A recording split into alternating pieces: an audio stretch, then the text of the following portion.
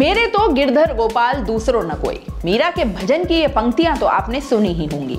जयपुर के गोविंदगढ़ के पास नरसिंहपुरा गांव में एक अनोखी शादी हुई, जहां फिर एक बार ठाकुर जी के लिए एक पूजा मीराबाई बन गई। शादी में 300 लोग मौजूद थे। दुल्हन के हाथों में मेहंदी थी, वरमाला हुई, फेरे लिए गए, कन्यादान और विदाई भी हुई। बस एक ही अनोखी बात थी और वो था दूल्हा। 30 साल की पूजा सिंह ने गांव के मंदिर में विराजमान भगवान ठाकुर जी से ही शादी कर ली। ये शादी 8 दिसंबर को हुई है। शादी के बाद पूजा अपने घर पर ही रहती है और ठाकुर जी मंदिर में। पूजा उनके लिए सवेरे भोग बनाकर ले जाती है, उनके लिए पोशाक बनाती है और शाम को दर्शनों के लिए जाती है। लेकिन पूजा की कुंडली में ना कोई दोष है और ना ही उन्होंने कोई मनौती मांगी है। फिर पूजा ने ये शादी क्यों की? चलिए पूरी कहानी आपको सुनाते हैं पूजा की ही ज़बानी। पूजा कहती है कि मेरी उम्र 30 साल हो चुकी है। अमूमन 20 से 25 साल की उम्र में लड़कियों की शादी कर दी जाती है। मेरे घर में भी इसकी सुगबुगाहट शुरू हो चुकी थी। अक्सर रिश्ते आते रहते थे। लोग मेरे मम्मी पापा को कहने लगे थे कि बेटी की अब तो शादी कर दो, लेकिन मेरा मन इसके लिए तैयार ही नहीं था। मैंने बचपन से ही देखा है कि बेहद मामूली बात पर पति पत्नी के बीच झगड़े हो जाते थे, विवादों में उनकी जिंदगी खराब हो जाती थी और इनमें महिलाओं को बहुत ही बुरी स्थिति का सामना करना पड़ता था। बड़ी होते होते मैंने निर्णय कर लिया था कि मैं शादी नहीं करूंगी। कॉलेज करने के बाद से ही मेरे लिए रिश्ते आने लगे। मम्मी पापा भी जान पहचान वालों से कहते कि कोई अच्छा लड़का हो तो इसके लिए बताना। घर में इस तरह की बातें होने लगी कि बेटी है, बड़ी हो गई है, कब तक कुंवारी रखोगे, अब शादी कर दो। इन बातों से मैं परेशान होने लगी। मैं मम्मी पापा को बता चुकी थी कि मुझे शादी नहीं करनी है, लेकिन ये इतना आसान नहीं था। बीच में कुछ लड़के वाले देखने भी आए। 1-2 बार रिश्ता जैसे तैसे टल गया, लेकिन जब बार बार लड़के देखने आने लगे तो आखिर में देखने आने वालों को ही हाथ जोड़कर मना कर दिया और मेरी इच्छा बता दी। मैंने तुलसी विवाह के बारे में सुन रखा था, एक बार अपने ननिहाल में देखा भी था। सोचा कि जब ठाकुर जी तुलसी जी से विवाह कर सकते हैं तो मैं क्यों नहीं ठाकुर जी से विवाह कर सकती। मैंने इसके बारे में पंडित जी से पूछा तो उन्होंने भी कहा कि हाँ, ऐसा हो सकता है। इसके बाद माँ से बात की। शुरू में तो वे बोली कि ऐसा कैसे हो सकता है, लेकिन फिर वो मान गई। जब हमने पापा को बताया तो वे नाराज हो गए और साफ मना कर दिया। नाराजगी के कारण पापा इस शादी में भी नहीं आए। बहुत से लोगों ने सपोर्ट किया और बहुत से लोगों ने मजाक भी बनाया, लेकिन मुझे उनकी चिंता नहीं है। 2 साल से मैं ये विवाह करना चाहती थी, लेकिन आखिरकार ये अब जाकर हुआ है। मैंने परमेश्वर को ही अपना पति बना लिया है।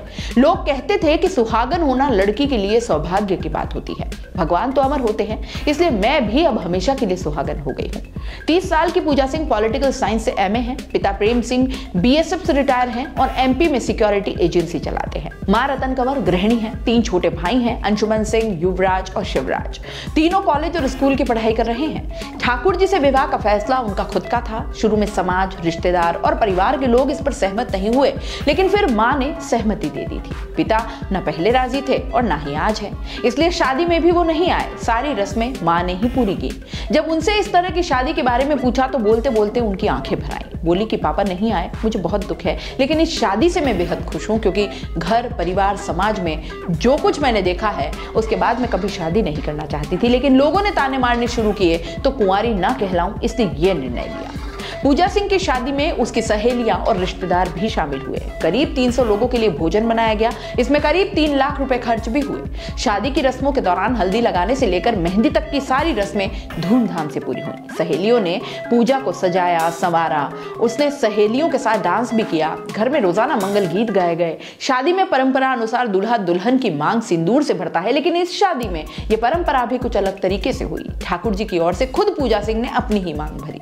ठाकुर जी को सिंदूर से अधिक चंदन पसंद होता है, इसलिए पूजा सिंह ने अपनी मांग भी सिंदूर की बजाय चंदन से भरी। पूजा सिंह और ठाकुर जी का यह विवाह अभी रीति रिवाजों से हुआ।